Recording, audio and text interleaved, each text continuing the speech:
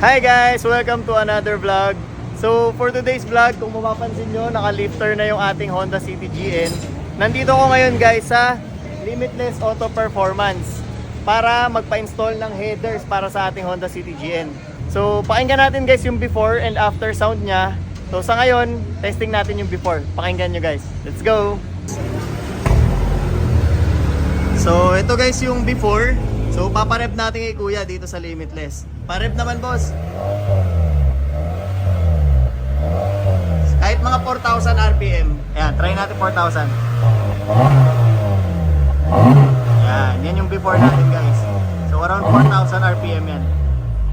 So kung meron kayo guys mga installation ng mga exhaust system nyo, intake, punta lang kayo dito guys sa Limitless Auto Performance. Subok na sila kasi sila yung gumawa ng axle back natin na exhaust. So bumili tayo ng JDM na Kakimoto muffler na GT Box 06NS. Tapos sila ang nag-install or nag-modified ng pipings nun. As well as yung intake natin, sila rin guys yung gumawa. Kaya gusto ko bumalik dito kasi subok ko na yung hinang nila. Sobrang linis and sobrang quality ng gawa nila guys. So abangan natin guys pag na-install na yung headers. Pakita ko rin sa inyo kung ano itsura niya.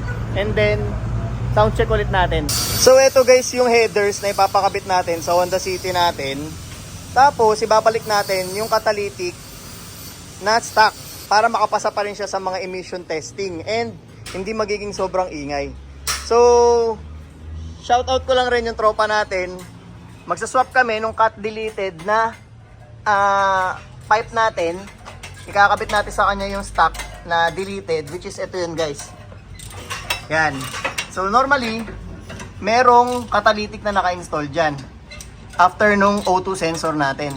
So sa ngayon, yung sa tropa natin na si Juro, magpapalit kami, kanya yung cut deleted, sa akin naman mapupunta yung stock niya na merong cut. Ayan o, yan si Juro guys. So nakapila na kami dito sa Limitless. So inumpisahan na. So kung meron kayong mga plans na mga ganito para sa sasakyan nyo, maganda, magpa-schedule kayo dito sa Limitless guys. Tapos, punta rin kayo ng maaga syempre.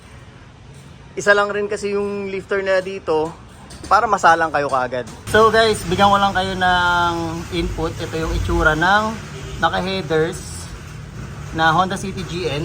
So, ito siya guys. Yan ang headers natin. Tapos, ito yung downpipe.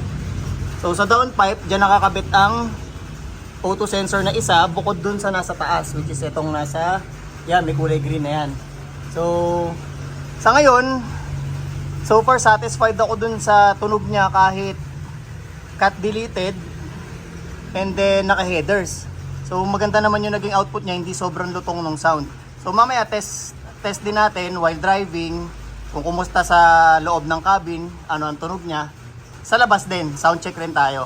Mas maganda kasi pag nandun sa labas, unlike dito na naka-lifter pa. Sa cutback natin or mid-pipe, stock pa tayo guys. And then dun sa dulo, naka-axle back lang tayo. So, eto, finish na nila kuya. Tightening ng mga connections. Tapos, okay naman na tayo sa mga sensors. And then sa headers. So guys, eto, test run muna. Naka-headers na tayo. Tapos, catalytic hindi pa namin binabalik.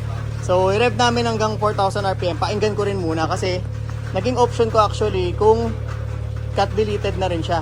Papainggan ko muna kako. So here we go guys. Let's proceed para dun sa sound check ng bagong modification natin sa exhaust system natin. So before that, testing muna natin yung cold start ng ating newly modified exhaust system, which is yun nga, yung nagpa-headers tayo with deleted catalytic and then stock mid pipe and then naka-axle back siya. So, cold start tayo ngayon guys. Tapos, proceed tayo dun sa medyo magandang area para makapag-sound check tayo. Let's go! Eto siya guys. Cold start.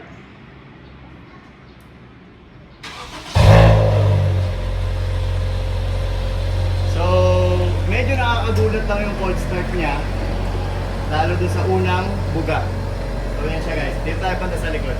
So yan yung tunog niya guys sa cold start. Medyo ilapit natin yung camera para marinig nyo ng medyo mas maganda.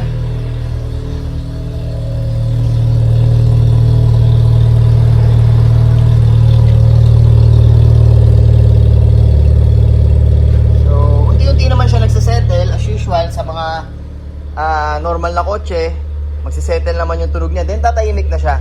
Actually, sa unang buga lang talaga siya medyo nakakagulat na medyo may kalakasan din talaga. So, yan siya guys. Proceed tayo ngayon guys dun sa sound check sa highway naman or sa kalsada while rolling. Tapos pakinggan din natin yung sound ng exhaust pag nasa loob naman ng cabin. So let's go! So guys, testing naman natin yung tunog ng naka almost full exhaust system na setup para sa Honda City GN sa loob ng cabin para marinig natin kung sobrang ingay ba, mayroon bang sobrang lakas na droning. Although the video can do its justice kung baga hindi mo na experience in person talaga eh. So ito running at 1.5 2,000 2K RPM. So increase natin unti-unti 3K. Start recording emergency video. 4K 5K.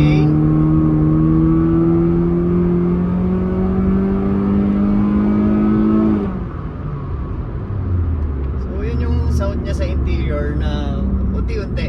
So laruin natin ng konti, 2K RPM ulit tayo. Naririnig nyo sa 3K RPM, dun lumalabas yung crispiness ng exhaust natin. So tingnan nyo guys. Recording complete. Ito. Yan, no?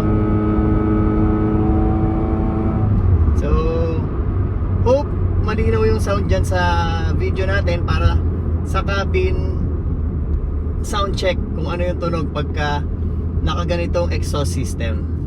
So, punta naman tayo guys dun sa pag dumadaan yung sasakyan natin guys sa ganitong exhaust system setup.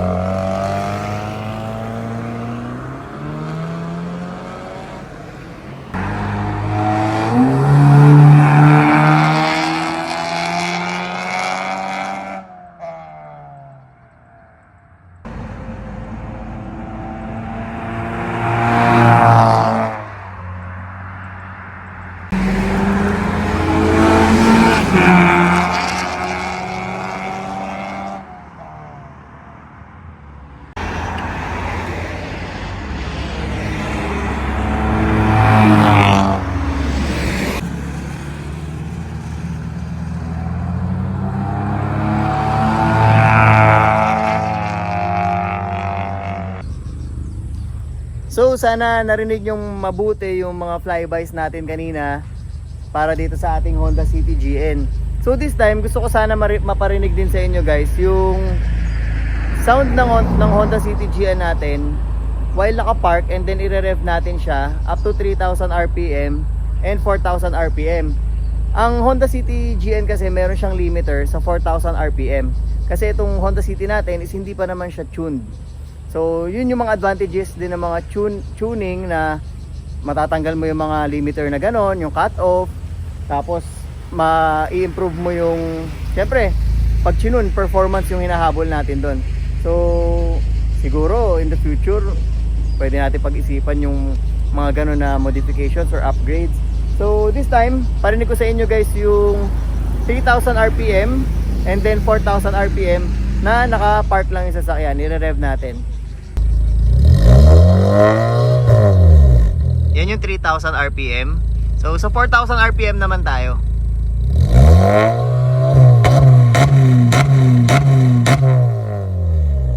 So yun, narinig nyo guys yung nagkaroon siya ng limiter sa 4,000 RPM.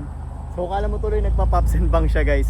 So yun yung mawawala pagka nagpa-tune ka. Pero so far, sa mga magtatanong kung naka-exhaust setup ka na ganito like mine, hindi naman siya needed na magpa-tune. So most likely hindi naman magbabago yung takbo. Actually nag-improve pa yung hatak niya or yung torque niya sa umpisa, yung acceleration niya. Responsive pa rin naman kasi nga nagkaroon tayo ng adjustment dun sa intake natin. So from the original na nakatalikod nga yung group, yung pinaharap natin, gumanda yung takbo actually ng kotse after that. And then parang mas nakahinga pa yung kotse ngayon nung nagkaroon na tayo ng headers upgrade, and then yung yun nga, yung renetain natin yung cut deleted downpipe. So hope natuwa kayo sa vlog na to, guys. Alam ko marami namang mahilig sa mga ganitong setup kasi yung pleasure of driving pagka naka-exhaust setup ka, sobrang saya. So actually nakakamiss i-drive lagi yung kotse.